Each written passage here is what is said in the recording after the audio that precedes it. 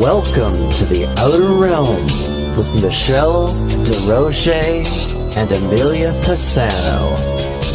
Airing live on the United Public Radio Network, 105.3 FM in New Orleans.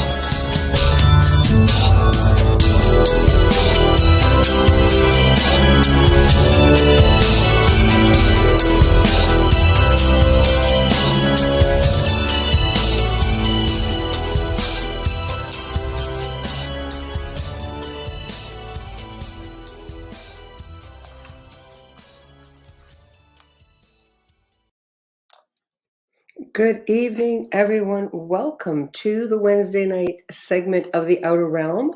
We are broadcasting live on the United Public Radio Network, UFO, Paranormal Radio Network, 105.3 and 107.7 FM from the beautiful city of New Orleans.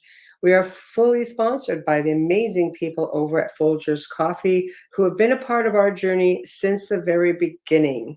Thank you, Folgers. We appreciate you so very much. Also, big thank you to Dr. Snick, the sonic surgeon, Justin Snicker, for his contribution of his time and his music for our new intro and our outro. He's an award-winning composer of Halloween horror, sci-fi, dark wave electronic music, which can be found places like Bandcamp, Spotify, iTunes, Amazon. Check him out. You will not regret it. Also, big thank you to Steve McGinnis, basically the artist behind any of the artwork that you see for The Outer Realm. So find him on Instagram and Facebook. Check him out. Get a commission piece or get a lot of his amazing horror pieces that are ready to go. So tonight, we welcome the return of Todd Wilcox. He's going to be discussing his new book, which is up and coming, The Slipstream Shaman 2, Trauma Release for Survivors of Abuse, First Responders, Medical Personnel, Military, and so much more.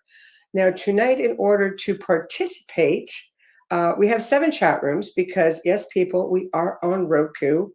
No chat room, but you can check it out in the comfort of your boudoir, your living room, anywhere. You don't have to sit at your computer or your phone.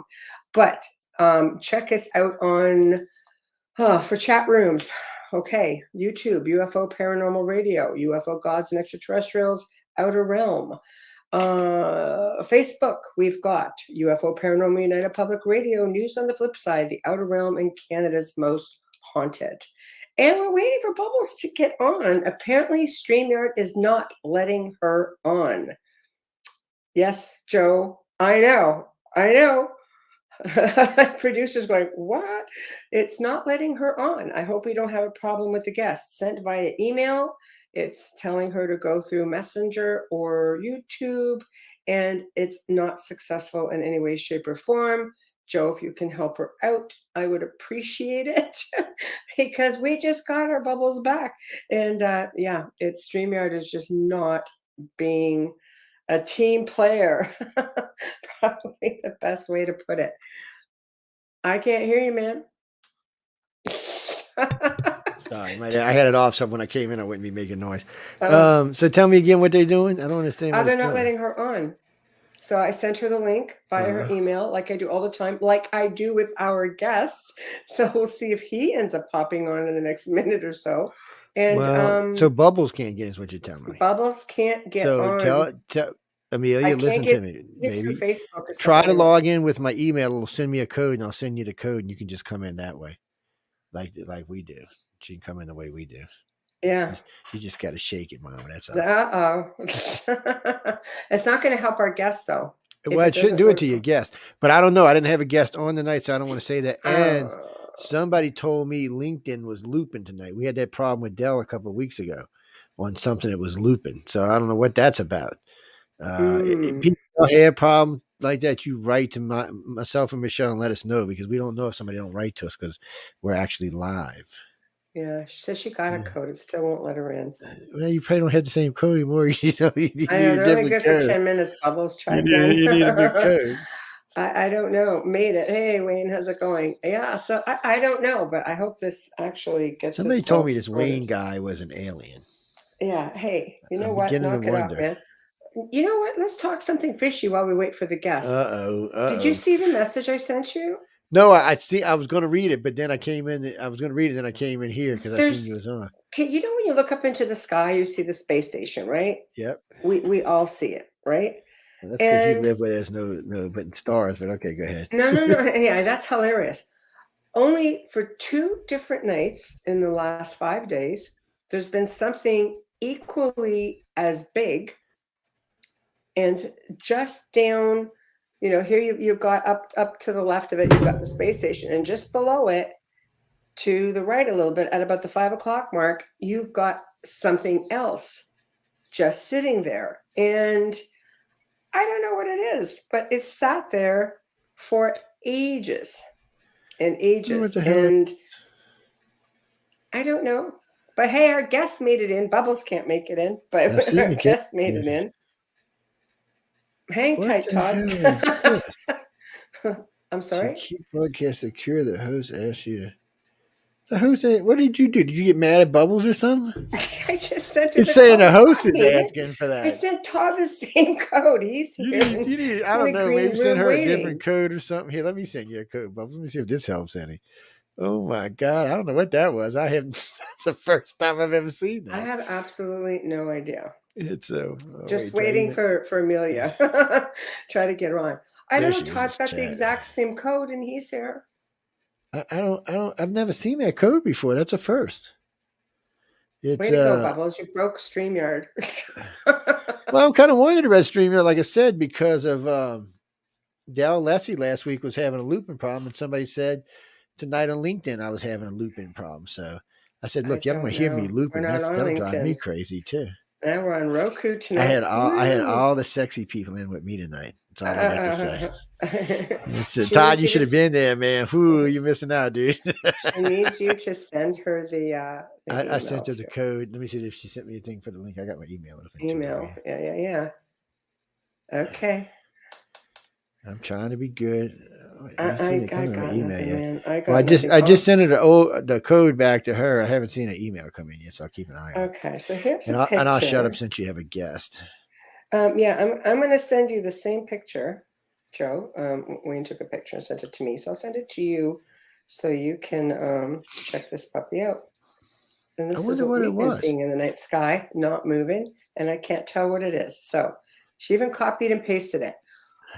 Okay, so can you guys work this up behind the scenes, and maybe Todd and I can get started? Yes, with it? throw me out, and I'll keep an eye on. I'll see what I can do while we're talking. Okay, sounds good. Thank you. Okay. Woohoo! Hey, Todd, how's it going? Hey, Michelle. Oh my gosh. I sent the same link to you, the same link to Amelia, and she's still struggling. So she's going to have to come in through the studio side, and hopefully that won't be a problem. Hopefully she just, didn't break the whole system. Yeah. Anyway. It made me come in through, it said come in through YouTube or Facebook, and I've never had to do that before. So, Joe, do yeah. you hear that? Yeah. So he had to do the same thing. So that's not cool. That's StreamYard, Joe. Get on that. It's your account. He's our station owner. So, but I'm glad you made it. This is not going to be cool. We're going to have to look for a whole other platform if this thing doesn't straighten itself out. But how are you? I'm doing as well. we wait for Amelia. Yeah, StreamYard's been very good on other shows that I've been on, and I think it was great last time when I was on. Yeah. I don't know if it's just having some hiccups now or something. Well, I think it's become very popular, and there's just a lot more people on it. And now it's just looking for other avenues to come on. But that will cause some issues. I may have to, ask some of our future guests to go another avenue. So he had to connect the same, which is, hey, she's still trying to get in. So we'll just pop her up every now and then when she has a question in the meantime. But Okay. yeah, he had to connect the same way as you did, Amelia. He was asked to come in through YouTube or Facebook. So this is obviously something new, which is not cool. But anyway, so how have you been? I have been busy. It has been crazy. Yeah. The the first book, The Slipstream Shaman, using quantum healing for individuals, communities, the planet and beyond, has taken off, and I was lucky enough, honored enough to hit #1 in a few categories, and so yeah, it's been nice, and super excited about the new book. And like everything else, you think you're going to get something done by a certain time, and the universe tells you something else. That's So because you're not done yet. You probably have to add something. I think so. I do think so. So I did. I've been working on the second one, and it's getting very close. Should have the artwork for it next week, and doing some final editing and reading right now. And my editor will get a hold of it probably next week and butcher it, and then I'll have to do one more revision, and we should be ready.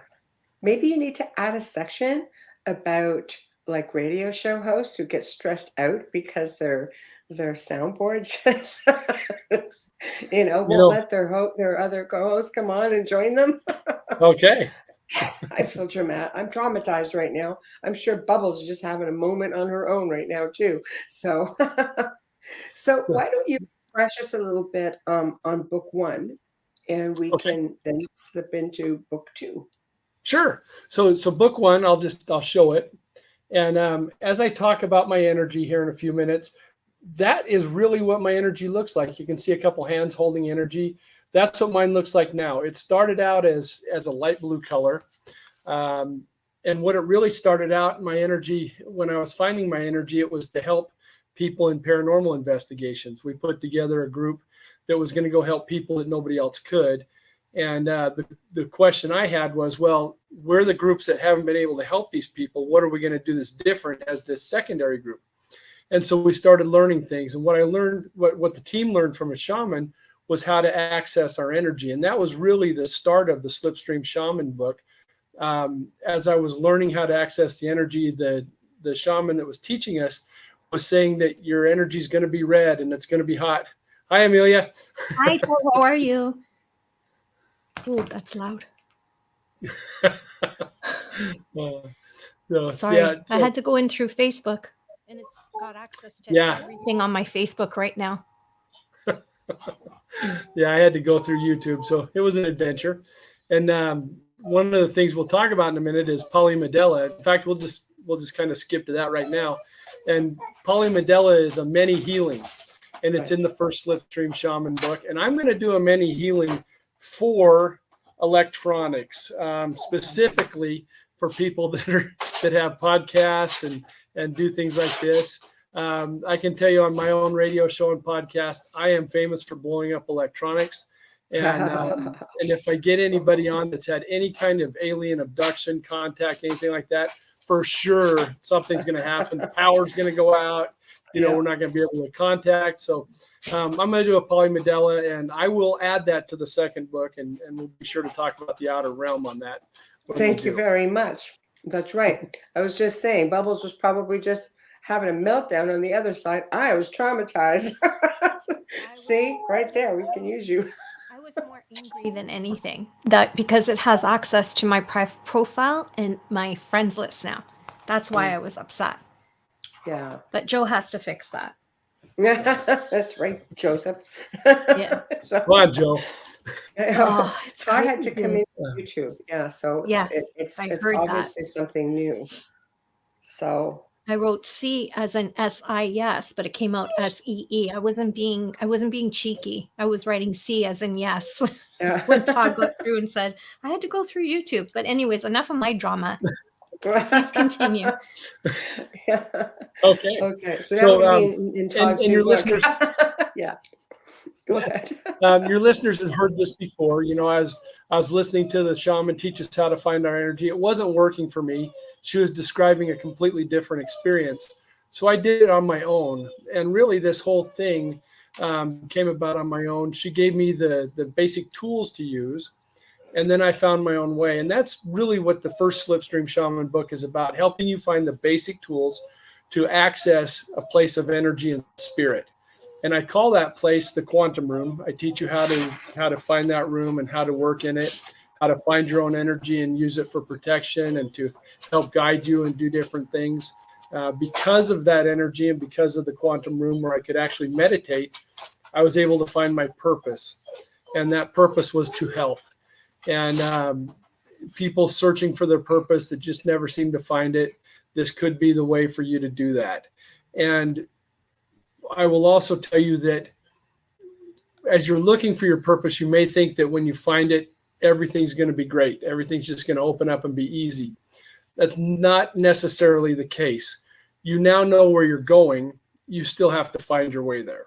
So just because it's might be simple, like mine's simple, to help, doesn't mean it's easy. I've had to do a lot of work to figure out how to help people, how to help myself, how to help animals, how to help the communities. And I'm still learning. And I'm counting on people who read the book and become part of the Slipstream community to help with that, to share what they're doing and let us know how they're helping, how they're growing, what they're doing to change the world, really, because this type of work can. And with enough of us doing it, we could certainly change the direction of our consciousness. I would love to see it raise and take us to a much better place where we're looking at the opportunities, the growth, the things we can do. We should be spending our time and energy on how are we going to get the space? How are we going to use our minds, develop our consciousness, those kind of things, instead of I hate you because you look different and I hate you because you're from a different part of the planet. There's way too many great things out there that we could be working on instead of worrying about the things we worry about. So that's what we're working on here. That's what the first book. Everything quantum seems to be a thing right now. It is. It's a word. Considered new age? What is this exactly? Yeah, I think it's just it is so big and encompassing that you can use it for a lot of things. And the reason I chose to use quantum to affiliate with a quantum healing is because it does take place in that place of energy, which is what quantum mechanics is all about, energy and vibration. That's why I chose to call it that and to align with that type of healing. Okay. So now we're slipping into book 2. Why did you decide to go that extra mile and include, I mean, you've got first responders. I especially like the whole bit about the road rage because that is me to a T. Yes. I try to zen out being a light worker. Wayne will message me and he'll say, you hear that? He'll be all about speak light. over here. No, I've been in the car with her. What's up? Aren't you supposed to be zenning out? Shut up! Yeah, I'll tell you, it's one of those universal things. There's been just 2 or 3 people that, as I talk about road rage, that people usually laugh and go, "Oh my God, I'm one of them." There's not many people. You're not that bad, Michelle. You don't. When you say road rage, you mean like they get right in there, like move up really close to you, try and cut you up. Michelle's not like that. No, she's she's just a verbally road rager, verbally abusing everybody on the road. Yeah, and I think that's what most of us are. Yeah, and we're yelling horrible things, and we're getting crazy, and yes. And one of the things that we address more in the second book than we did in the first is parasites, and those are things that we remove. With the energy work that I do, I run into 3 things when I'm working with people. The first one's companions. That's something that started out as something positive, but through the years has held you back. So picture your arm hurts one day, and so you tie a belt around it just to give it some stability, and it feels better with that belt. What if you don't take it off for a week or a month or a year or 10 years? That arm's going to be in bad shape from that belt. It helped you one day, but you left it too long. And that's how a companion starts. It's something that helped us and now is actually holding us back. It doesn't mean to. It's something positive, but it holds us back. The next thing, and that's about 95% of what I run into, the next thing is a parasite. And these started as something with bad intentions and very possibly through road rage. See, we just have to clear Michelle's car. Pardon? We just have to clear your car. There we go. It's not your fault. Yes. Every day? No. And my daughter takes after Auntie Michelle. Just saying. Yeah. Unfortunately, I've set some bad examples myself. I have said some horrible things and called people things that you really shouldn't call people. I've never tried to run anybody off the road, but I've certainly envisioned their car exploding and things like that. And picking, you got to be if careful I with your could pick up their thoughts. hand and move it off the freeway, You have I to would be like so to move their careful with car. your thoughts. You know I that. know. That's where the parasites come from, and there's something bad. And so Oh, the second book will talk about that. And it's not just road rage, it's any negative things that we're doing have a chance to take on a life of their own. Energy comes to life. We've heard recently of the Thin Man. People are seeing the Thin Man and blaming it for having them kill people and different things like that. The Thin Man all started as a story, as a science fiction story. are you referring to the Slender Man? Man? Slender Man. I keep calling him Yes. Thin Man. Yes. Oh, The Thin Slender Man isn't that a Stephen King novel? No, it's a tulpa. Thinner. No, but the the thinner. Yeah. That's it. But it's about Thinner, yeah. Yes. Slender Man. Slender Man is the yes. Yeah. Slender Man was started in a university board room. It's just a university student. Yeah. But it was a writing contest, and now I've talked to legitimate, high quality people that say they have seen this thing, and so somehow it's taken a life of its own, and I would classify that as a parasite, and possibly even the final thing is the otherworldly thing that some people would call aliens and demons, and that's something that I run into extremely rarely. Parasites are about 4.75% of what I see, and then the really bad things like Slender Man and different things would be less than 1%. It's very rare that I engage in one of these when I'm doing the healing. Essentially, it feels like manifestation. Mm-hmm. Yeah, we've given them energy for sure. It's a type of manifestation, and the bad part is negative seems to grow much faster than positive. And I would love to somehow flip that to where positive grew faster, but negative seems to take on a life of its own much faster than positive things. Mm-hmm. Why do you think that is? I think because it's easier to get involved with that. It's so much easier to be a part of that group that gets mad than it is to be a part of the group that looks for the good in things. Yeah, it's less work. It's to do easier. good and to be positive is much more difficult. So it's easier to be negative. Just like it's easier to be it's a terrible thing to say, but it's easier to be a criminal than it is to get up and work every day. It is. That's a line from a famous film too. Oh, enlighten me. What was it? What film? In Bronx Tale, and it's actually based on a true story of Chaz Palminteri and Robert De Niro's upbringing in the Bronx. It's actually based on a true story where his son becomes enamored by this big mob guy, and he loves his lifestyle, and he says to his dad, "You're the sucker." He goes, "No." He goes, "You know who?" He goes, "You know who's the good guy? The hero is the man that gets up every day. The working man is the hero." And that line has stayed with me since that film came out. It's an excellent film to watch. It really, you learn a lot from that. Yeah, it's been a while since I've seen it, and I'd forgotten about that line, but what a great line. Yeah. Yeah. And he also says nothing is worse than wasted talent. You have a talent and you don't use it. So frustrating. And those two are the themes throughout the film. Really well done. There you go. You're writing it down. I got to watch. I just want to know about wasted talent. Yes. Watch the film. I'm sure you can find it anywhere. Watch the film. You'll love it.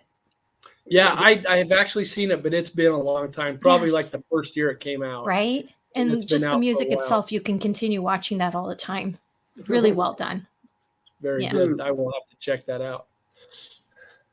So who do you find that you have to help the most with this sort of negative trauma? I mean, road rage, that's an abundance, but you're talking about like survivors of abuse, for example, first responders, medical personnel, military.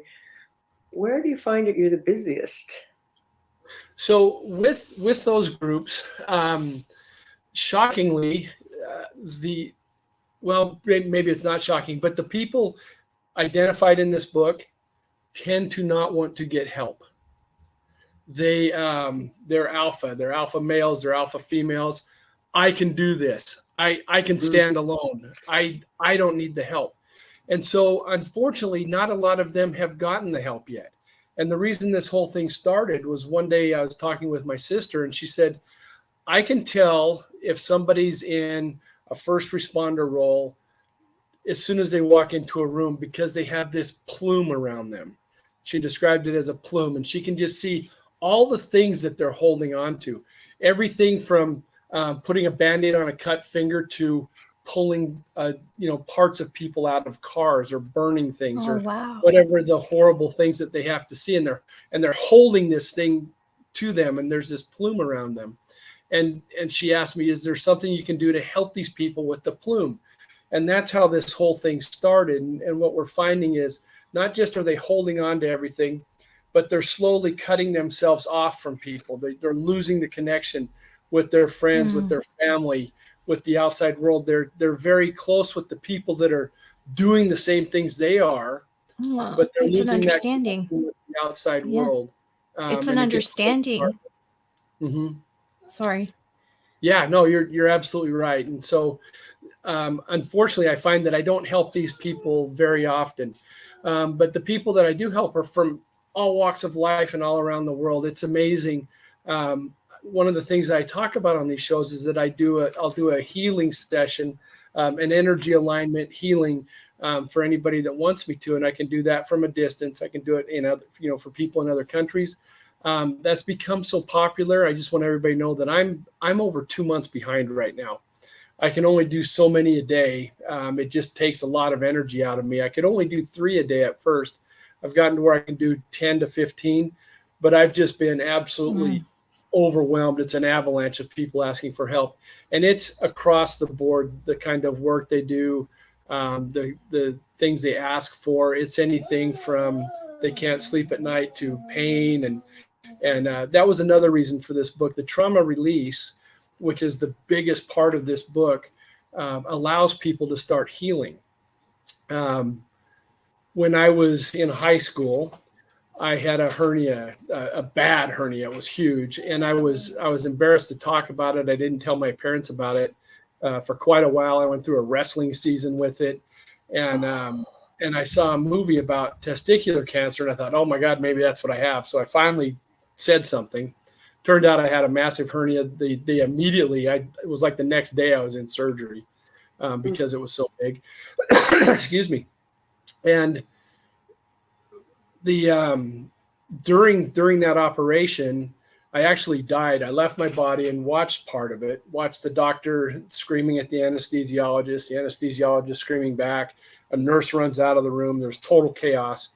And then I got sucked back into my body. And I wasn't awake for the rest of it, but I slept through it. I was under anesthesia, and I was out only for seconds, but I was gone, and it caused chaos. The next day, the doctor was making the rounds, and this was in the 70s, and a hernia operation, you were in the hospital for a week afterwards.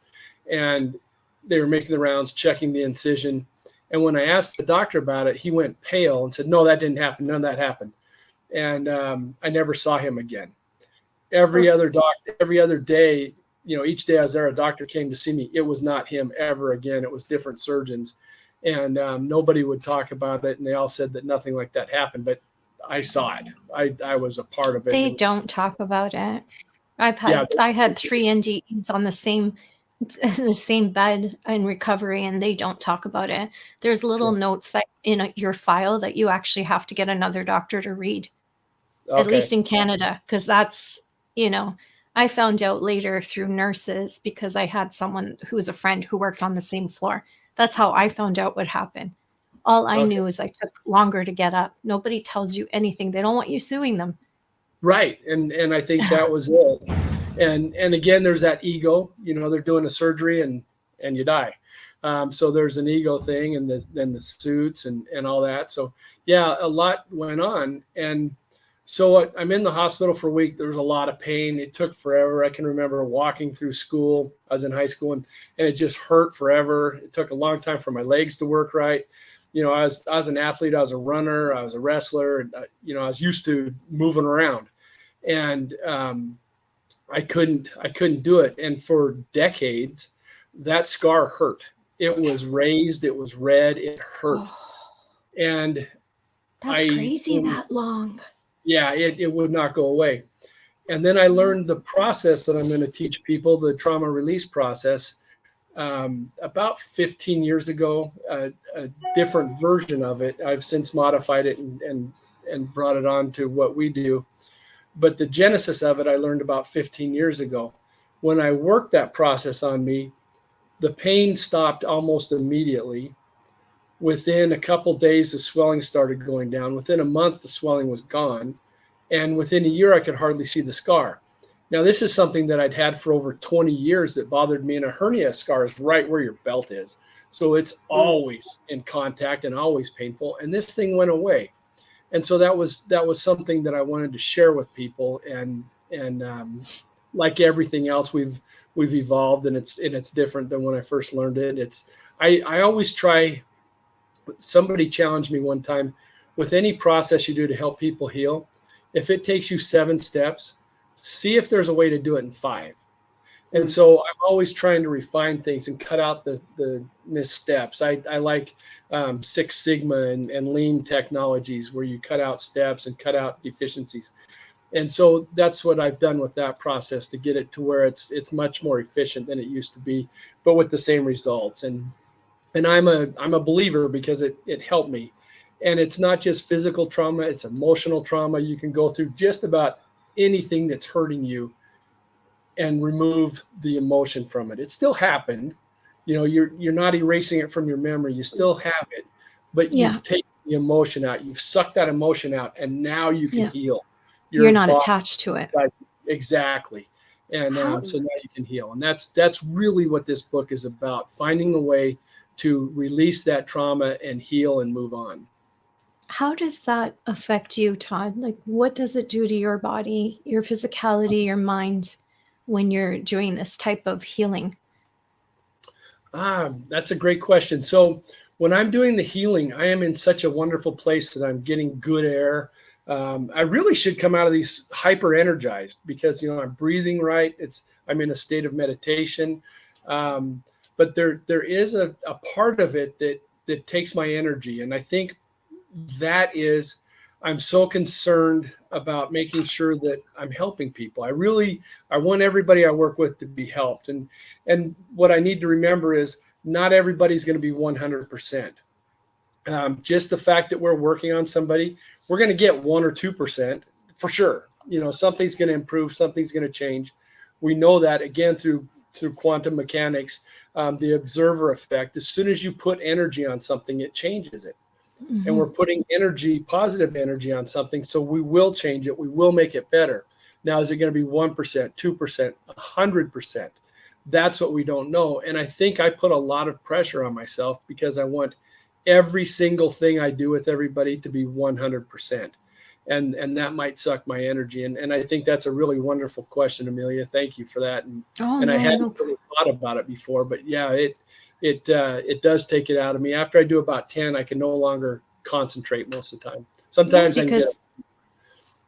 when does it become too much for you? That's what I mean. Like you're giving so much of yourself to do this kind of work. It has to have an effect on you. Reiki masters have to rest and have down periods as well. So that's what I was wondering. I'm not a Reiki master, but I know people who do Reiki and they're exhausted with some of their clients. Absolutely. Yeah. And you feel that exhaustion and you just have to get away and get away from it. And for me, there's nothing I've found that's a super fast recharge. And that's something that I need to find. So that I can maybe you're not meant to rush that though. Maybe you're meant to recharge in a certain way. I think remote viewing is exhausting. And I think that some things, there's a reason for it so that you can be better the next time. Yes. And one of the great things about shows like this is I take a lot of notes, and it's not uncommon for me to leave a show like yours with 1 or 2 or 3 pages of notes of things that I want to investigate. And this whole thing about recharging is a big one. And we talked about something else a minute ago that was a big one. So I get great notes, and I really appreciate I'm it. You glad. two are wonderful hosts. I love comparing those kind of notes because I'm a medium and a remote viewer, and Michelle can tell you I get exhausted and drained when we have a lot of clients. Like people we're helping. I don't want to call them clients. They become friends, and it's hard sometimes because you can't not help them because they're in such dire straits, and there's so many of them. What do? You can't turn your back on them, so you keep working. But the more energy that is drained from you, the less effective I find that I am personally. So for me, I have to recharge. Even if it's like an hour or later on that day, it makes a big difference for me. Without question. That's why I was curious how it works for you, because you work differently, but you're still using energy. Yeah, and it takes a lot of my energy. I am worn out after it, and thankfully, the processes I do go very fast. I work with other energy healers, and I think sometimes they're frustrated with me because they want to do, when we get together, there'll be 3 or 4 of us getting together to work on a case, and they want to go for 45 minutes or an hour, and truly, I'm done in about 5 to 10 minutes. And I think that becomes a frustration with them because it's so fast. But I also think that it's 5 to 10 minutes physical body time where it might feel like I'm doing an hour in the quantum time. So it's different. But what I do is very different than what a lot of people do. And sometimes it's difficult for us to work together. We still want the same common end, but I think sometimes we struggle to figure out the way how we can work together. One of the beautiful for everyone. I was just going to say that, but Michelle knows because we work together. Yeah. And one of the guys is the Reiki master, and sometimes all he does is just send me energy while I'm doing these things. Imagine how that depletes him. Yeah. You know what? And I hadn't thought of that, but yes, it probably wears him out. He's given me 35 to an hour, 30 to an hour of energy while I'm doing these other things. And I didn't even think of what it does to him. So no wonder you're recharged. Yeah. Recharge is something that I definitely need to look at, and maybe that's for something down the road. The next book I would like to do is I don't know if it'll be 2 books or 1, but I really want to do something for kids and also people that are getting to the end of their life. How do they deal with it? How do they help their family deal with it? That's one of the things that I run into as I'm doing these healings. Is I have the opportunity to work with people that are getting organ transplants, and many times my daughter just had one. Oh, and everything came out. She just had a kidney transplant really well, thank you. That's why I was off for so long. Yeah, kidney transplants are becoming so good. So that's good. She should have a really good prognosis. That's awesome. Yeah, well, her dad and my husband gave her the kidney, so we were both a match, which was really good. But they call it the Mercedes of all kidneys. They can't believe how she actually has 112% function. She went in with 5. Yeah, that's a miracle. That's it is.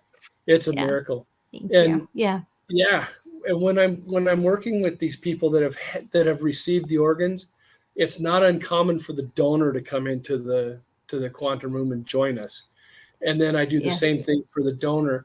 And without exception, every single time, as soon as you can see them standing taller, getting energy, being stronger, they'll get to a certain point and energy goes out of them to their family.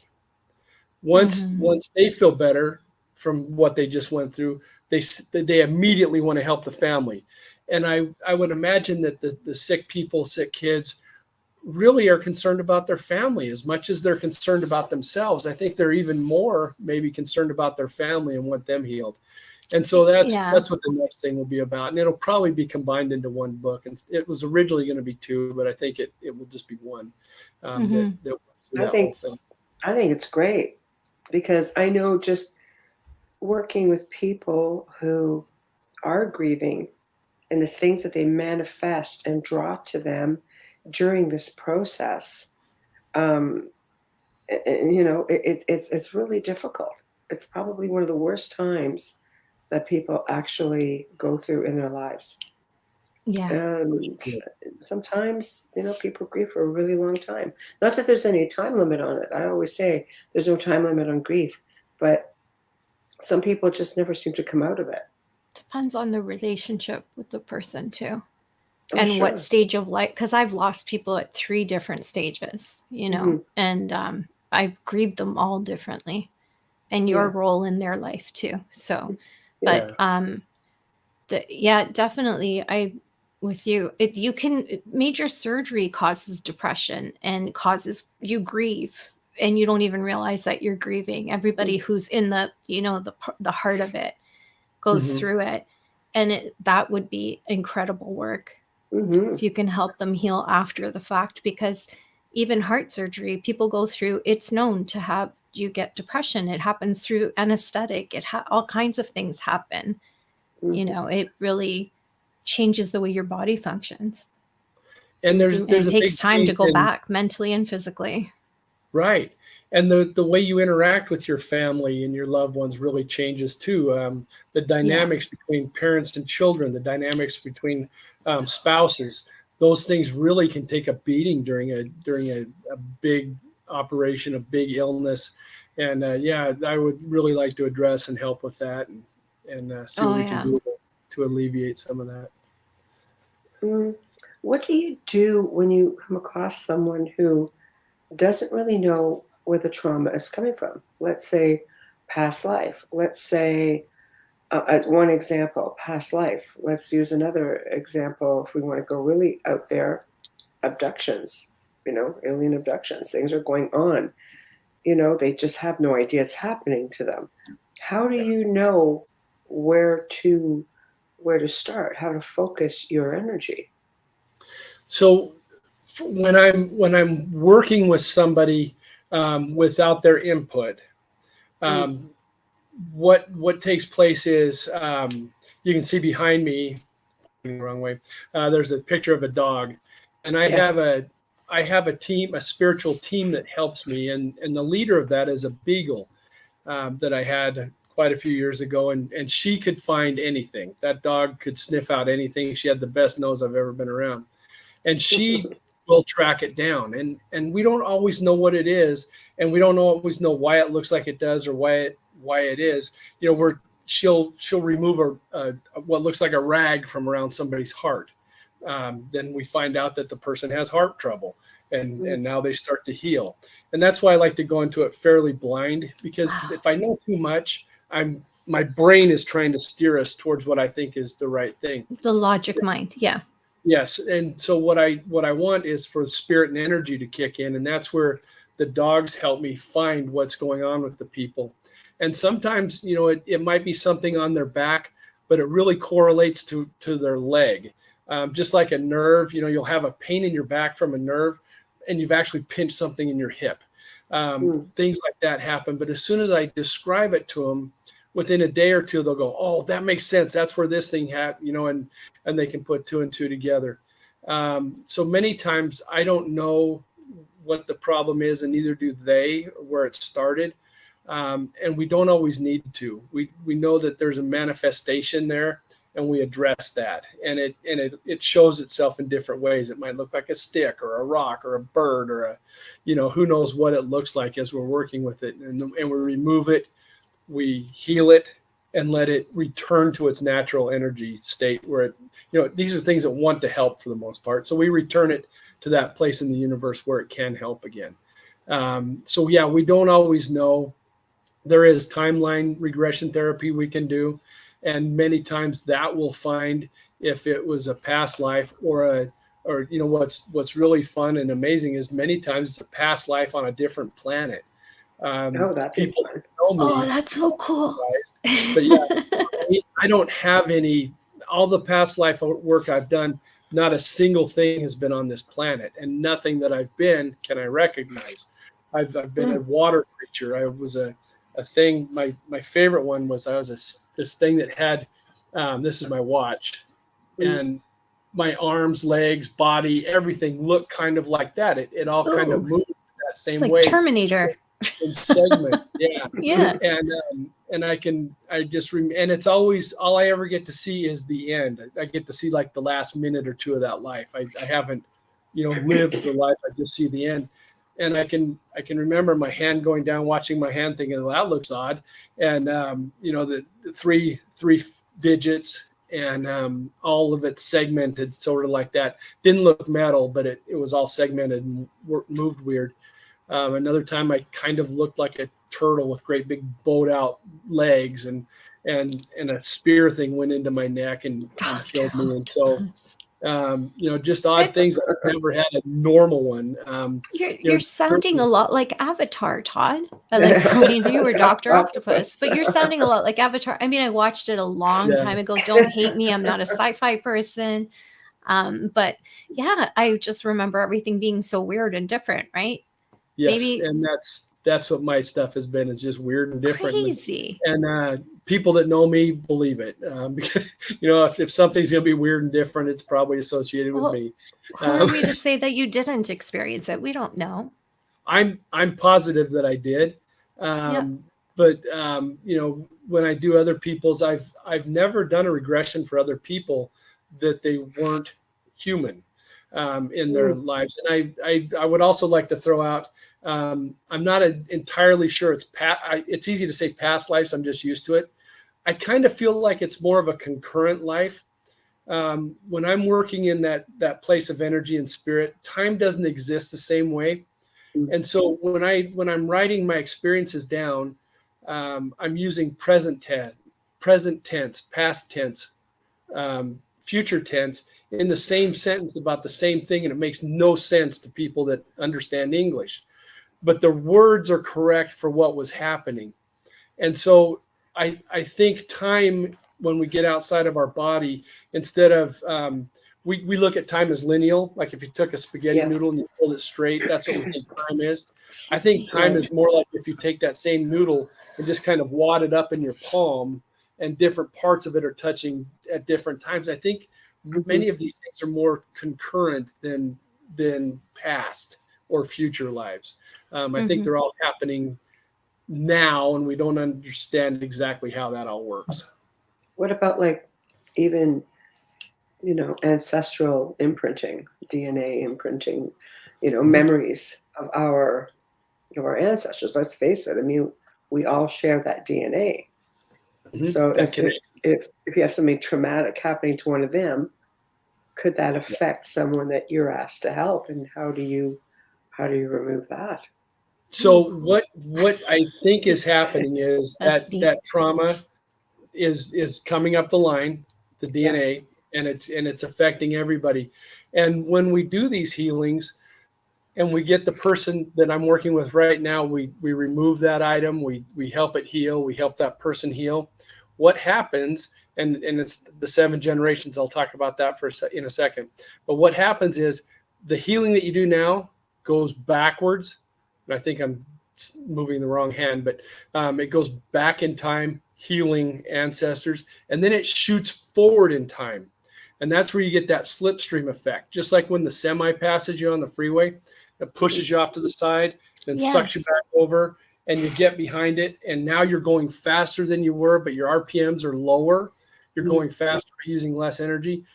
Something like that happens. So you heal, and it goes to the back, to your past, and then shoots forward into your future. And I know like a race car. Like a race car. And I've just been talking about that they might be concurrent. So I really don't understand how time works, but we seem to be doing that.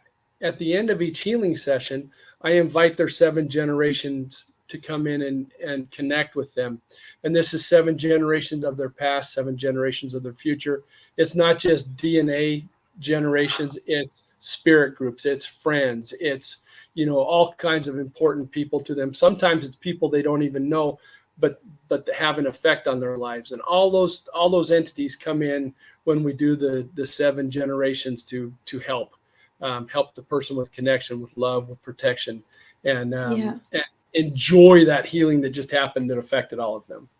Look at you, Todd. You're like the shaman of the Indy 500. Thank you, Mike. Formula One shaman. I like That is I like so cool. visual stuff. Yeah. So Yeah, Formula One. We'll put you in a nice red Ferrari. there we go. I don't think I'd fit. Well, they custom build them for you. They'll have to, because I'm pretty sure. No, that's how Ferrari's made. They custom build the seat to you. You actually have to put in an application. Well, I have 3 brothers. Everything about cars is up here. You actually have to apply to purchase one. Oh wow, I had no idea. A brand new, you have to apply. They can decline you. Yeah, crazy, right? They can decline you from spending $500,000. Yeah, but for $500,000, that seat better be molded to my butt. I want to be in a position where I can decline people that have $500,000 they hand to me. I think that would be I have lovely. a friend who collects them, so yeah. It's crazy. Yeah. How do you deal with people who have, I guess, people who go through certain traumatic experiences?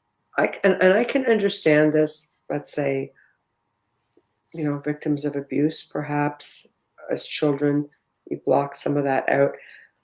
I don't quite understand. Maybe you can explain how you would lose connections with people in your life through trauma. How do you figure that out, and how do you resolve that? So when I'm doing the trauma release with people, what I ask them to do, and this is a very nutshell version of what happens, but I ask people to think about to create a movie of what that abuse is. Now, there's probably been hundreds and hundreds and hundreds of times with a lot of them of the same thing, but they will come up with a video clip, for lack of a better word, that's maybe 3 to 5 seconds long. I want them to see it, and it's going to hurt when they first see it. And I'll have them watch that video until it's locked in, and they might name it. There's many different things that we work on just so that they really can see that energy and how it manifests as that video. And then we start doing things to take the energy out of it. We build up protections. We put them behind a super thick plastic impenetrable wall. We have them adjust sound and brightness and do different things. So eventually the trauma, the pain of it is released, the emotional part of it, and they also become in control of it. They're no longer the victim. They're in control of this clip, this thing that they call that abuse. And once they have control of it, now they can manipulate it to where, and I use manipulation as a good thing because that just means change. They're changing things in a good way to affect their future. And so they're however it works. Like with me, when I work on trauma, many times I'll take that movie, I shrink it down and make it really dark so I can't really see it. And then I throw it like a Frisbee into the sun and incinerate it so that whole thing's gone. Whatever emotional charge is left goes into the sun to be gone. I'm really, really fond of using the sun for things that I want to get rid of. But however people want to do it, however people want to do it is fine. But the main thing is they need to know that they have protection, and they need to know that they have control, and that it will be gone and it can't hurt them anymore. Do you take any of that pain on? I don't, and Good.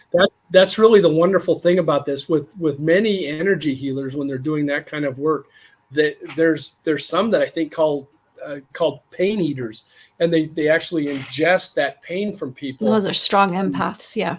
Yeah, and I am not set up to do that, and I can't say I envy those people, but I do respect them because that is a lot of pain that they're taking on, and a lot of negative energy and that they have to deal with, and it's really a wonderful thing that they're doing a wonderful service.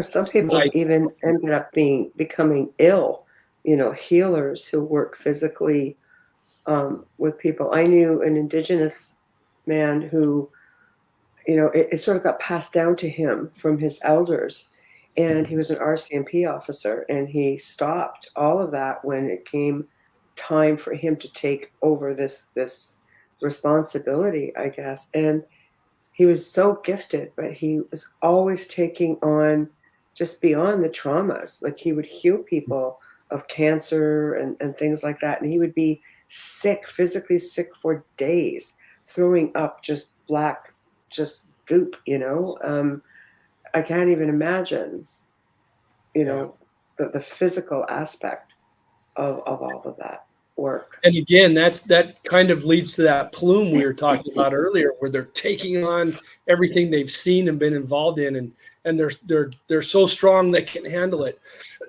but it eventually gets them, and it has consequences with family, with friends, with their own health, and that's where this whole book came about. Is that seed my sister planted, talking to me about the plume that she sees on first responders, and truly it can be first responders, medical people, people in retail and in restaurants that just take abuse after abuse after abuse. All those people hold these things, and it weighs them down and it hurts them, and that's what this book is for, is to help those people that have had the abuse. So you could help those people as well, going through the physical Absolutely. aspect of everything. So That's incredible. What happens then, if you've got like this individual that I knew who's constantly physically sick, and you go in and you help someone like that, does that come onto you? It doesn't for me, and I wonder if it has something to do with intent, because I've never had an intention of taking that on. Where I believe that these strong empaths that are the pain eaters set that intention that they're gonna take that on from the people, and what I do is I release it. I release it back to the universe in a way that can be used as a positive. Now, many of these things want to be positive, and once they're released from that problem that they're causing right now, that energy goes back to doing positive, good things. And then the rest of it, I encourage to become some kind of a fertilizer. Much like cow poop would be used for fertilizer. That's where we send the other things that don't return to a natural positive state. We send that to be fertilizer. And so, no, I don't take any of that on myself. I don't have the gas. I would like the real. No, I guess not. Yeah, that's a lot of responsibility. That's a lot of responsibility. When you're dealing with people in the military, for example, you have a lot of veterans who, they hang on to this stuff. They can never unsee some of the things that they've seen. If you've had to take a life, you can't take that away. How do you deal with somebody in that situation? Yeah. So again, we're not making it go away. We're not making them forget, but we're putting them in a place where they can discharge that emotional part of it. So they still know what it was. They still were a part of it, but it no longer has that emotional impact that hurts them. We discharge that, and we put them in control so that they still have the memories, but they no longer have that pain. And how many times can you do this in one shot, or is it continuous work? Most times we can do it in one shot. Now, what happens is we take care of that first thing. Well, now something else is strong enough that we can see it.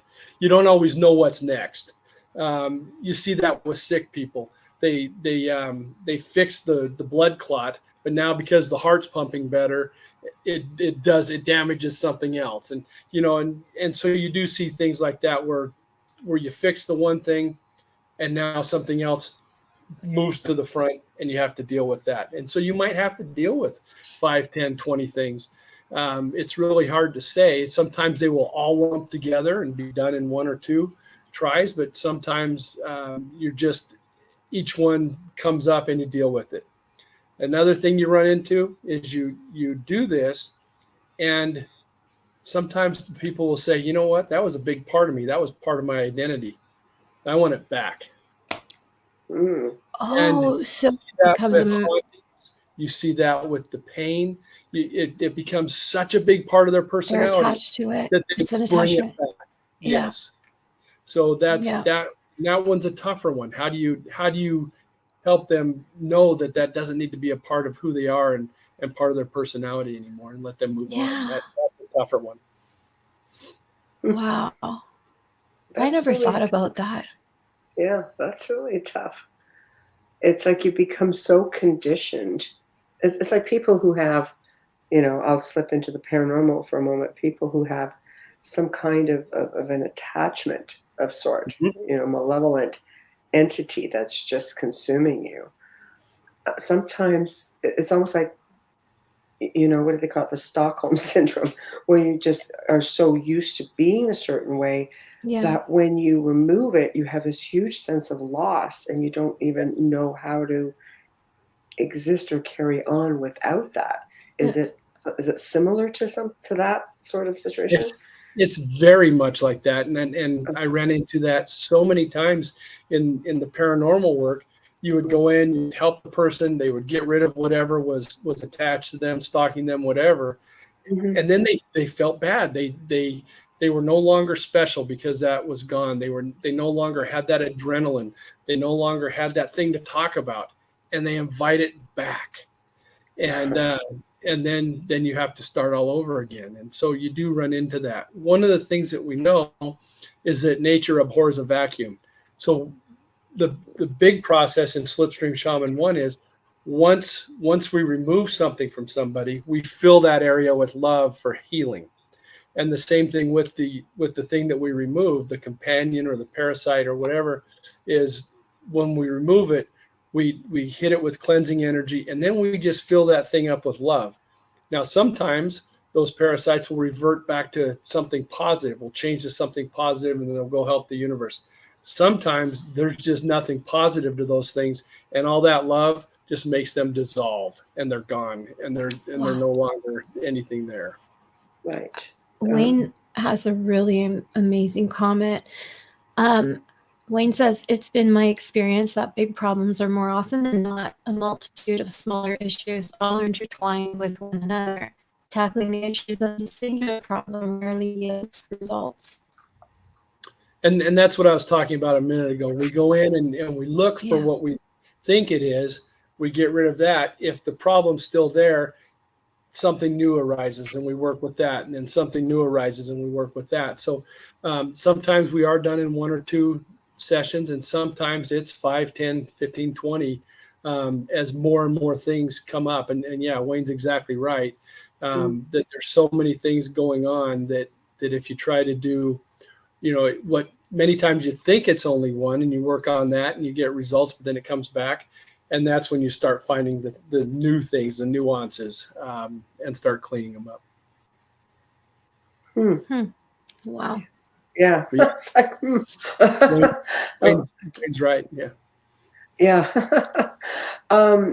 Okay. So then, is it something that you can, because your first book basically is like a handbook to teach people how to do this. Is this your hopes that you can, work with healers and other shaman to try to sort of make this a household word sort of thing? Absolutely. Would you give courses or anything of that nature? That's coming, and coming sometime this year. There'll be some courses, and on YouTube, if you go to Slipstream Shaman channel, right now we have a video to find your energy and also to start putting together your quantum room. And there'll be more. There'll be examples of how we do the trauma release, different things like that, so that people can start learning there. And then we'll do some classes.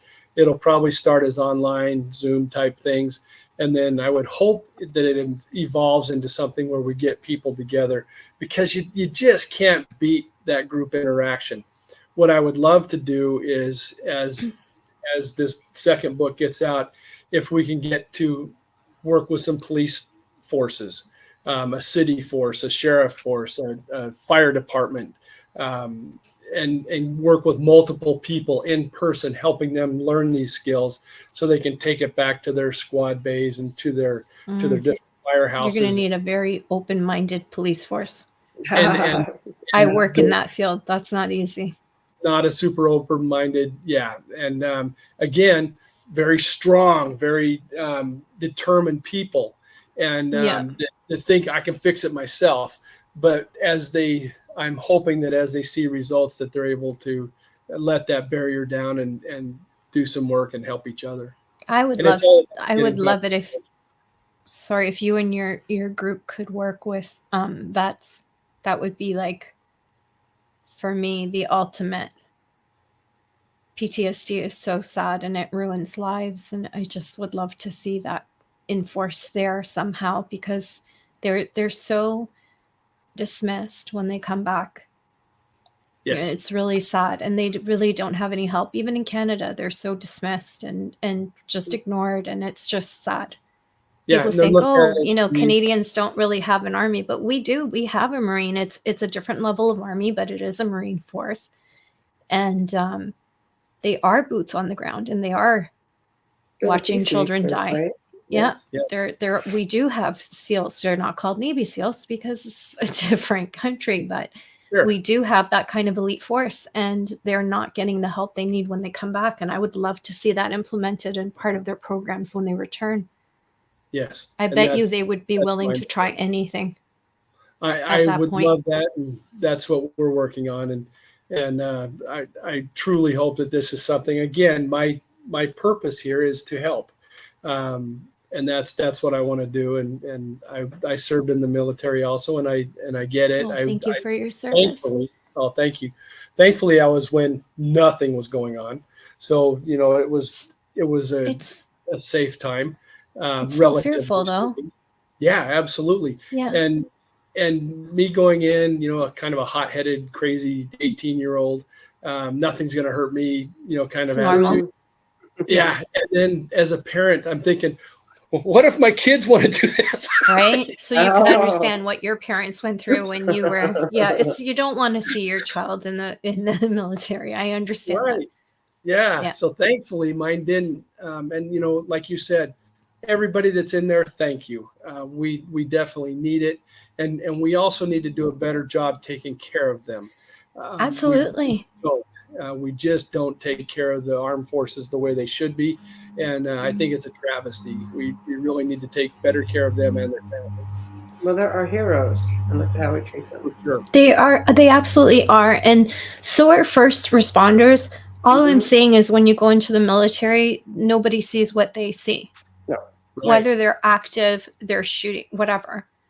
What they see is not, and I don't want to belittle what police officers see or what paramedics see, because I have a lot of friends. I know the stories. I know what's going on. I know I couldn't do something like that because it would break me. But it's different in the military. Mm-hmm. They're not criminals. They're civilians. Mm. It's just different. Yes. I can remember in basic training, we did a night fire exercise just so you could see what a platoon of Marines could do. It's terrifying. And that's one platoon. It is absolutely terrifying what they can bring to action against something. And you're probably got people on the other side doing it right back at you, but it's terrifying. And thankfully I was never in an actual live fire like that other than in maneuvers, but it's just amazing. And what they go through and what they come back from is devastating, and they need to let themselves get helped. Yes. And many turn to addiction and alcoholism, anything to numb it, yes. Just to make it go away, even if it's just momentarily, just to make the noise stop. All sorts yes. of addictive behaviors. Anything. Yes. Yeah, you're right. You're absolutely right. I can imagine. I feel them. I can imagine. For sure. I can really feel your empathy there. You are getting hurt right now thinking about it. Yeah, sorry. I know someone who suffers from severe PTSD. Yeah. It's hurtful. It's ruined her friendship. It's hurtful, and it's hard for them to. Yeah, I can see it and hear it in your voice and your heart is. No, it's fine. Share when you share an emotion like that, it may be the difference in somebody asking for help. It might be that final straw that breaks the camel's back, and they say, you know what, it's time for me to get help. So no, it's beautiful. It's anytime you tell your truth, like you just did, do it, because that's when change happens. And that was beautiful. Yeah, that was Thank wonderful. you. I don't think there is anyone on this planet, unfortunately, that doesn't know someone who suffered trauma. I don't think any of us can say, no, I don't know anyone. Right. That's the world we live in now. But the thing is, too, is some of them, is like, do they even recognize it?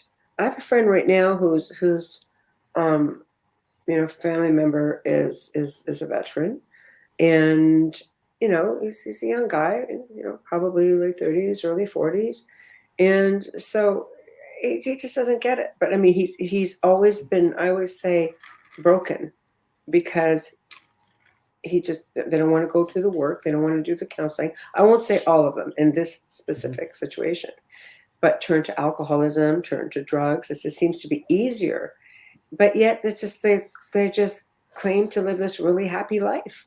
No, man, I'm just having a good time. I'm, like they just don't see it. So I would imagine it's very difficult, that you bury it so deep that you come back and you just, life is good. Life is good. I just go to the Veterans Club, and I just have some brews, and I just hang with my friends. But meanwhile, the life, in their family life is just falling apart, because there's that degree of intimacy where your partner says, hey, this is a thing. No, it's not a thing. Yeah. It's like what you were talking about earlier, that no, I'm a good old boy. Yeah. Right. And they're looking for any way to stop that noise, stop the thoughts. And when they, and it could be food, alcohol, drugs, sex, anything that helps you be fully present for just seconds, even you're going after. And and that's where those things get a hold of us and really, really cause the trouble. Right. It's heartbreaking. But I'm so glad there's someone like you who can help them and take that without hurting yourself. Yes. That's important too. Yes. It would be nice to see you. I mean, do you think moving forward that you could design a program for, let's say, administrators that work with people of all walks of life in each genre, that could sort of step in and do this? Because you're like one guy. And that's the hope, is that as I train people on what I do, that not only they do that, but that they grow it and we share it and we all get better. And so, I'm hoping that there's going to be, hundreds or thousands of people out doing this kind of thing to help people. The people that I can't be the only one whose purpose is to help. And so as I find those people that are looking for the same thing, and we train and we teach each other, because I know for sure that I don't have the end all thing going on here. We're going to develop this thing, and it's going to get better and better and better. Every day I feel like I make some kind of a breakthrough. And when we have hundreds and thousands of people doing this, the sky's the limit on how we can help and what we can do. And that's truly, administrators, other trainers, however we set it up, where as long as they're helping people, I think we'll get things much better. You start a whole movement. You have to keep doing radio shows too. Exactly. Get the word out there. And if you're listening, please share this link so Todd can help maybe someone you know. Yes, absolutely. I'm with Michelle on that program thing. Yeah. Go ahead. Sorry. And the book's not quite ready yet. But if anybody, a couple things they can do, just keep an eye on it. If they follow me on Instagram, they'll know the second that it publishes. That's the fastest way. But if anybody wants to send me an email and say, Todd, I want the book when it comes out, what I'll do for them is, for the same price that it'll be on Amazon, I will send them a signed copy. As long as they're in the continental U.S., I can send them a signed copy for that same price. Okay, so 1 second. I'm going to just post. Hold on. I'm gonna put up on the banner here. Let's take this one off. Let's put this is your Instagram, right? Okay. Slipstream Shaman and Instagram. Or Probably the email is the best place, slipstreamshaman@gmail. I can keep better track of that than I've been able to at Instagram. Instagram's great for me to tell people what's happening, but I struggle to have good back and forth communication on it. Okay, so I'm going to put this one up just for now, and I'm going to get your email and do the same in a moment. Perfect. Because you got Twitter as well. So I do have Twitter, but I rarely get on it. And so that wouldn't be a good thing. Twitter. Right. Yeah. Twitter is nasty. Sorry, Twitter. It's the home of the trolls. I'm sorry. Not those of you watching us right now, but there's a lot of trolls on that network. So let's switch over. Everybody on Instagram that I have communication with has been so positive and so Instagram's very positive platform. Yeah, simple too. I don't run into that Twitter troll thing, and that may be why that's been so much better for me to use, is because it has been a lot more positive. Instagram's more of a scan through, like or don't like, and keep going. Exactly. It's a quicker for me. I love it because people say I'm abrupt with my texts, but it's a text, people. It's a text. Yeah. I don't send emails. We have to do a station and sponsor. Yes, definitely. Bubbles. Tonight I do have my Folgers cup here. My husband made me my coffee, and he brought it up. Yeah, baby. But that's because this cup is up here. It's not that I don't have it. But anyways, it's just because he brought it to me at the last second. Tamara's in on it too. Thank you, Tamara.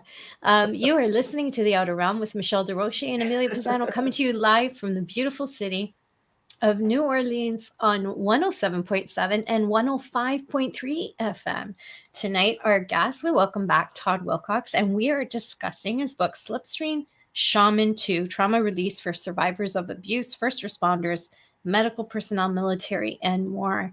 There are a lot of great moments in this show. If you missed it, please wait for the archive and start at the beginning. You can stream or listen to our archives on any platform that you normally use. We'd like to say a huge thank you to the amazing people at Folgers Coffee for fully sponsoring our show from day one. Michelle and I love you so much, and we wouldn't be here without you. Thank you for your continued support. And a huge shout out and thank you for our intro and outro to Dr. Snick, the sonic surgeon. Say that 5 times fast. Justin Snick, our award-winning composer and musician. You can find his music on Amazon and Bandcamp, and you can find him on Facebook and Instagram. Speaking of which, if you are on Facebook or YouTube, please give us a like, hit the subscribe button. If notifications drive you crazy, just turn them off. You're going to need them because honestly, you want to know, right? Who wants to miss this show? Exactly. Nobody does. I always see the messages after I missed the show. I'm like, don't worry, I'm posting the archive. I know. There we go, people. Join us in chat. We're on 8 different chat rooms, right, Michelle?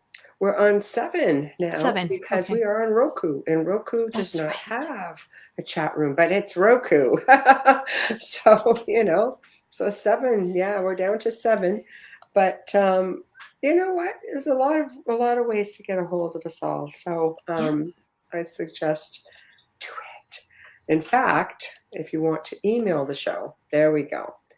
We have a lot of people who want information on guests that have been on. There are people who have information on guests they want to see on, and like us, love us, or not. we respect. Yeah, we respect. Yeah, I know. See right there. They love us. I know. Oh, I really put that in everybody. We want to hear from you. So there's the email. So back to business. Yeah. When I was in college, a professor and I used to split buying coffee. He let me go into his office and make coffee, and we just split it on who would buy it. And it was always Folgers. And we used to joke that we were going to go get an IV bag and mainline it so we could get it straight into our blood system and really get a bigger impact. Now, I don't suggest anybody try that. It was just a joke. But no, although I think they can IV line that kind of energy, though, because you can get those nurses to come to you. Just saying, not that I've used it, but they do come to your house. That's all I'm saying. That is funny. They're working on a puffer, right? Kidding. Oh my gosh. I It's would just be stuck giving in out that all thing. this terrible information. It's terrible. It's terrible. It's a joke, folks. Some people think that's a pretty literal, just saying. I drink too much coffee, but you can never drink too much when it's Folgers, right? My I God. agree all day long. That's right. So what's next for the Slipstream Shaman?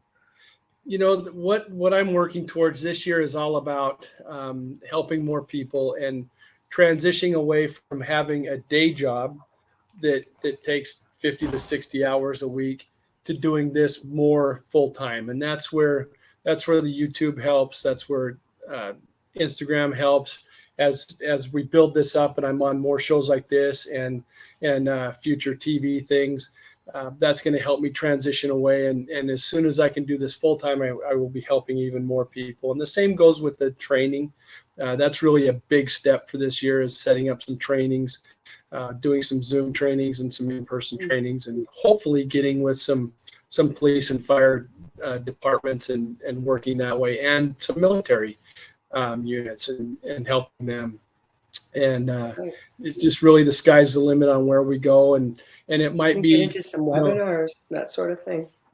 Yep. Yeah. There's a lot of different things we're working on, and that's all for this year. And I've really just I want to get this second book out because I think it's going to do even more good than the first one. The first one's been very well received, and I'm so proud of it. And I love the comments people give me about it. But I think the second one is going to really make gigantic differences in some people's lives. And so I'm really excited to get that one done and get it out to people. They can just email you. I'll put your email back up here. So. Yeah, they can email me right now, and then eventually it'll be where you can order it at Amazon and get it sent directly to you. But, you know, for the people, for your listeners, if they send me an email, I will send them a book for the same price, autographed, that Amazon would do it. So we'll take there you go. Nothing like an autographed copy, people. Right here There's in the outer something realm. cool about it. What if someone in another country wants an autograph one and they're willing to pay the shipping? I will do that, and I will tell you that I just spent the last 2 weeks trying to figure out how to get one to India, and some countries are extraordinarily expensive. Yes. It was going to be in the $250 range to get it to India. By mail? Great. I guess I was going through many different, like DHL and different places, and you courier is always going to be 3 times the price. Yeah, because we send stuff off to the UK all the time, Michelle and I, so we know what the rates are. Yeah. I did have an author send a book to my father-in-law that was signed. My father-in-law loves getting signed books. And I had a man send a book to him from Australia, and I think it cost me $40 just for the. That's not bad. Mailing. No, if I can find something like that, I'd be tickled. So you should try with the post office if you can work out some kind of rate because you have traffic. Yeah, and that's certainly something we'll look at. They're able to get most of these things through Kindle at virtually any country. I like a book. The actual hard copies are a little tougher. That's me. I love hard copy books. I'm one of those people who loves an autographed book. Yes, I have to smell it. Yeah. Have to smell it. The autograph makes a big deal, and those are my favorite books. The autographed ones have a special place in my library, and you look at it like, why are those books together? Well, they're autographed. They're special books. My first one that I ever had, and I only had 2 for a long time. The first one was Jane Goodall. I was able to meet her at a psychology symposium when I was in college, and she signed a book for me.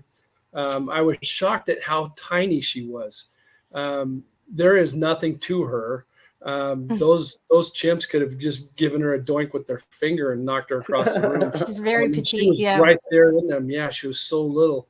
And then the next one I got was like 25, 30 years later, and it was a comedian that recently passed away named The Amazing Jonathan. He's the guy that used to pretend like he was shoving pens in his eye and different things.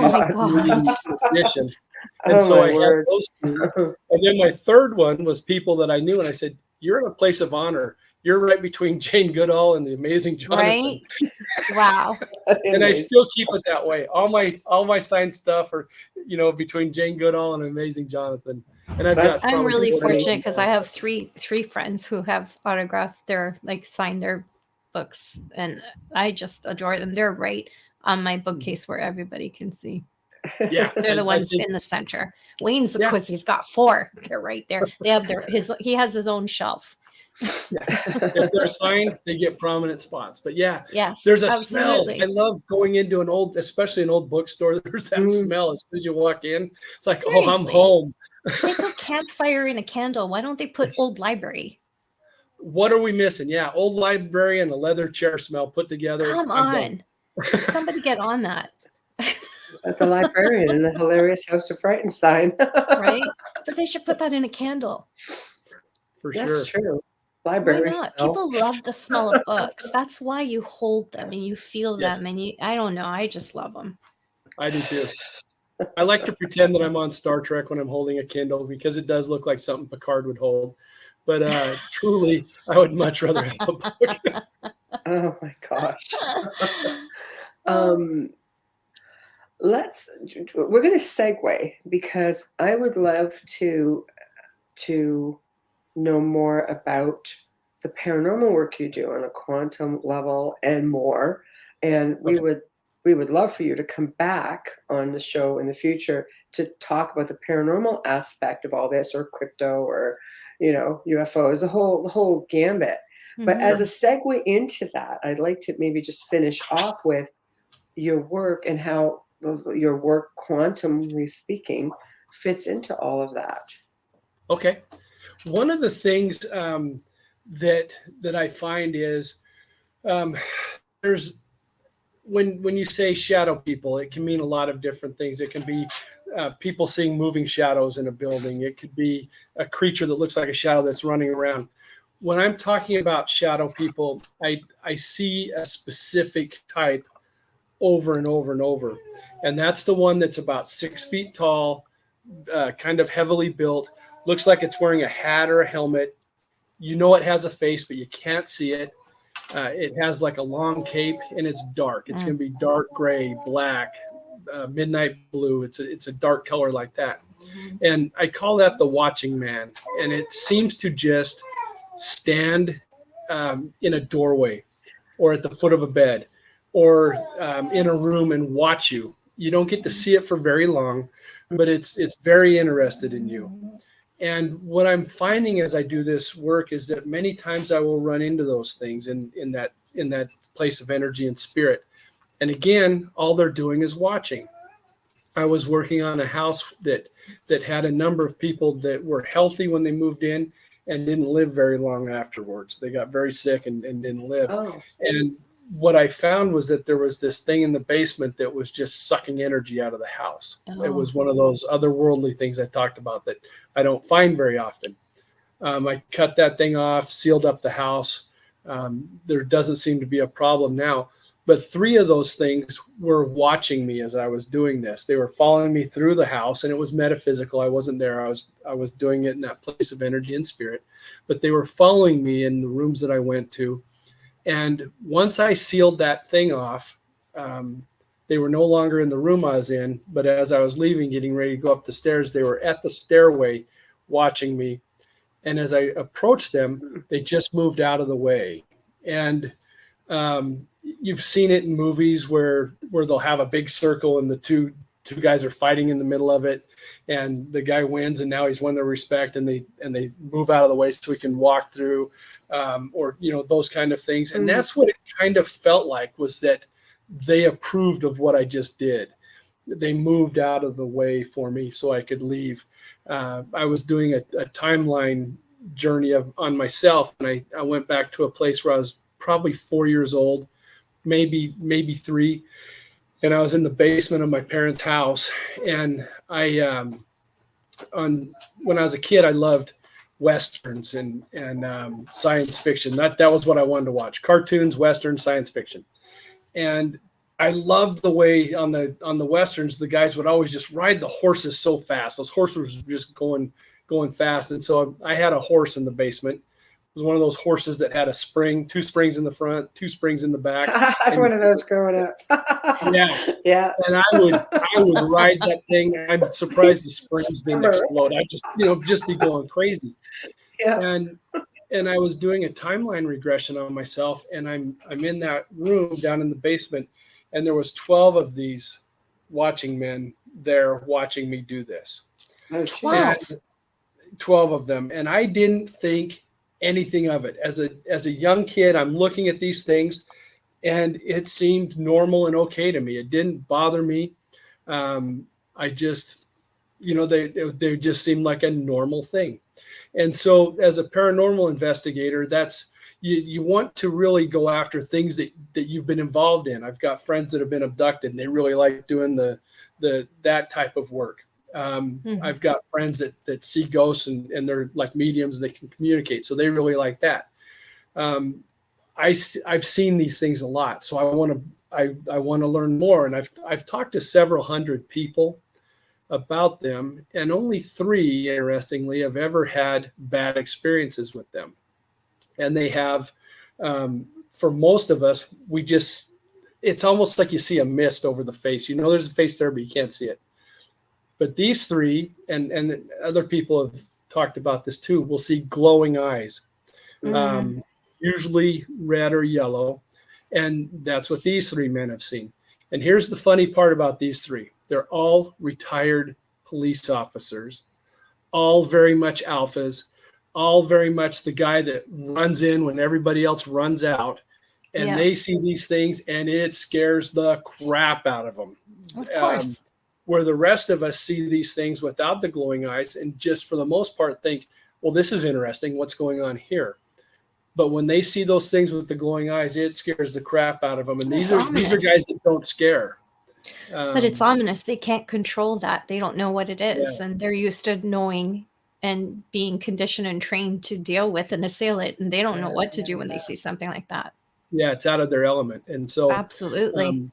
But it just is funny to me that of all the hundreds of people that I've talked to about these things, the 3 that have seen the glowing eyes were all police officers. And I believe it all happened, that their experiences happened while they were still officers. They're retired now. Oh my gosh, yeah. Them and the paramedics have like the most insane experiences. Yes.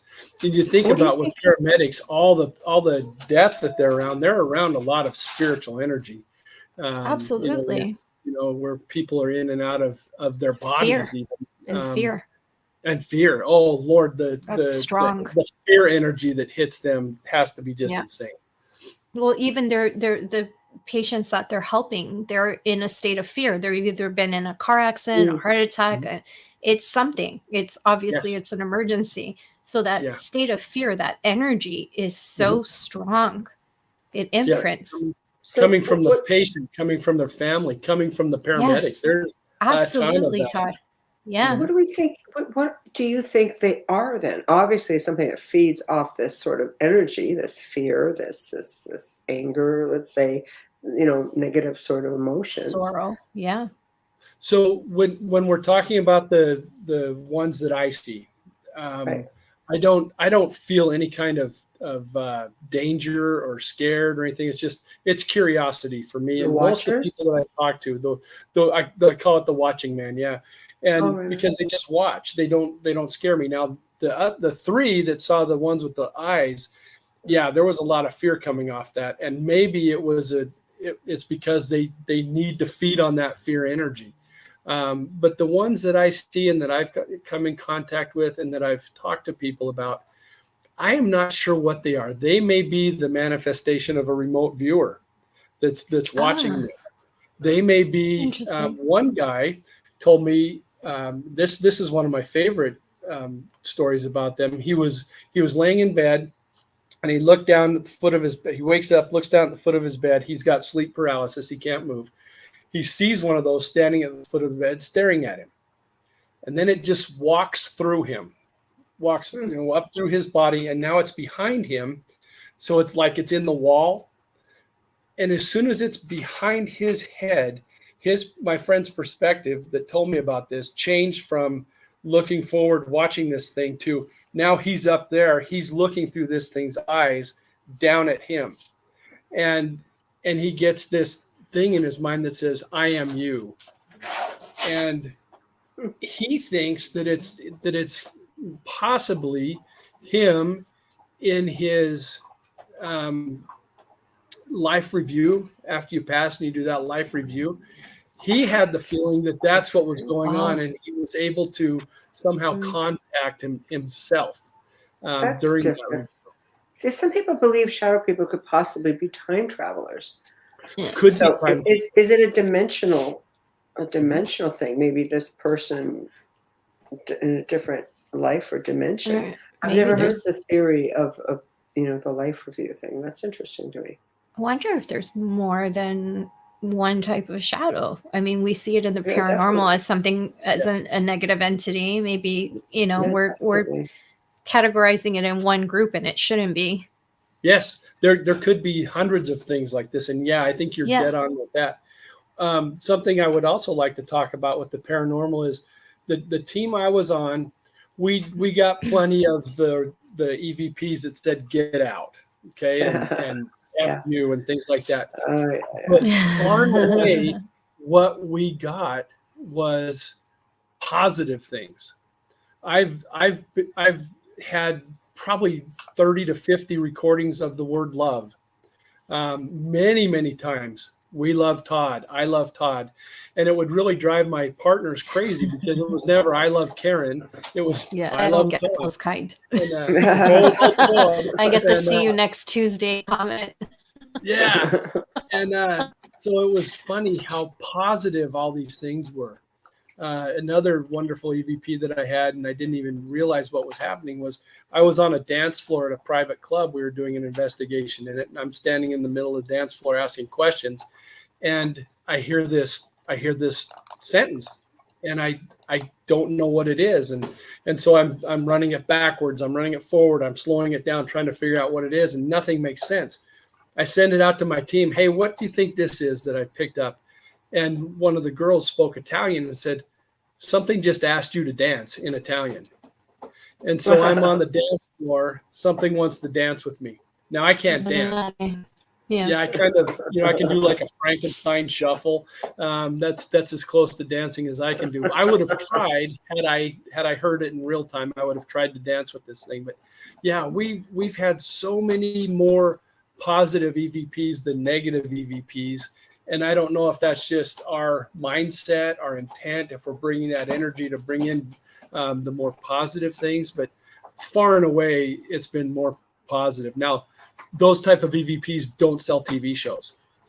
Get out, kill you, and things like that sell TV shows. My type of EVP sells imagine TV that shows. Something negative. Something negative gets people to watch. But truly more positive by far than negative. And we've run into a couple things where we're very negative, but for the most part, everything's been very positive in our It's refreshing to hear that. I'm so happy. You're just such a joy. You are. You're so much fun. Coming from a Bubbles, that's pretty good. Yeah, I love that. You weren't Bubbles the last time I was on. This is the first time I've heard this. Yes. I know, it's true. It's true. It's funny because we just nicknamed her that because she was just so bubbly, Well, and it just she pulled stuck. into my driveway and I'm dancing. I know. Waiting for her and I'm doing the moves. I'm just Bubbles. that person. Yeah. Or bubbly, or we've got like the bubble unit, and we've got the bubble unit, Bubbles bubbly unit. There's a soft drink named after me now. I know. See? There we go. So, although Michael Bublé's trying to take that one, but yeah. That guy. Yeah. Oh my gosh. Well, we're nearing the top of the hour slowly. So again, tell everybody, when do you think the new book will be ready to go? I should have the cover work in about 2 weeks. In a perfect world, it'll be out before the end of March. And that's really what I'm shooting for, is to get it all wrapped up. With the cover art, that seems to like bring it alive. When I did the other book, as soon as I saw that picture, it was like, it's done. This has to get done. This cover is too cool not to have it out to everybody. And so, yeah, once the cover art gets done, and then it's just my editor will have to shred it a little bit, and she does a great job, but then I have to go do the things she tells me to do. So I would really like it out before March is over. Right. Fingers crossed for you. Yay. And the best way to get a hold of you is, of course, Email's the best way to get a hold of me, but the best way to keep up with what's going on. And anytime we do a polymedella, which is a many healing, we did one for road rage. I've got one in multiple in this new book. I might want to sign one for Michelle. I always let people know that about those things first on Instagram. So to keep up, Instagram is by far the best way. And then keep an eye on YouTube. Also subscribe if you would, and like it, so that you can see what we've got going on. And we'll do, again, it's free stuff. Go there, see what kind of work we're doing and developing, and be a part of it. So I would say Instagram at Slipstream Shaman, YouTube Slipstream Shaman, and then the email slipstreamshaman@gmail.com. There we go. There we go. Well, thank you so much for joining us. It was just very informative. I'm sitting here just like hacking my face off, getting over a head cold. So, bear with me. I'm just like, I know. I'm just. No, I feel so bad for you. She's never sick, but when she is, holy crap. Oh, I know. It just hits me, honestly. And you were nice enough to. Yeah, sorry? You at least you would mute yourself when you did it. I just hack for everybody. So. Oh my God. But I'm the one that I never get sick. Oh my God. I have a grandson and who's it's over. and I'm just like, oh, of course I'm gonna hug and kiss you. Oh, yeah. All of a sudden I'm just like head cold. It's like having toddlers all over again, right? I know, it's like little prince when you have kids, my darling. And they always want to smack you right on the mouth. Oh yeah, the gift that keeps on giving. I love him. Yeah. It's like, okay, whatever. But it was a pleasure having you join us, and I will be in touch with you.